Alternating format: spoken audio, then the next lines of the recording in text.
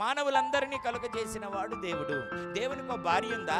ఆ భార్య మనల్ని కనిందా అంటున్నారు. దేవుడికే భార్య ఉండాల్సిన అవసరంలా, మనల్ని కనాల్సిన అవసరంలా. ఏమంటారు? మనల్ని సృష్టించిన వాడే మనకు తండ్రి. కంప్యూటర్ ఒక ఆయన కనపట్టాడు, చార్లెస్ బబేజ్ అని.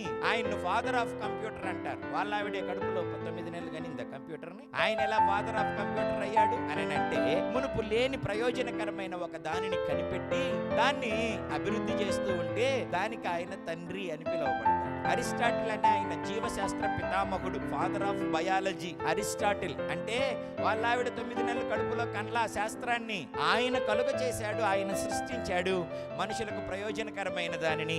అందుకని ఆయనకు తండ్రి అని పేరు. అట్లాగే ఈ ఆకాశానికి, భూమికి, సముద్రానికి, అందరి సమస్తానికి దేవుడు తండ్రి. ఎందుకని అంటే వీటన్నింటిని దేవుడు కలుగజేశాడు. ఇవన్నీ ఎవరి కొరకు కలుగజేశాడు? మనుషుల కొరకు కలుగజేశాడు. ఆయన మన సృష్టికర్త.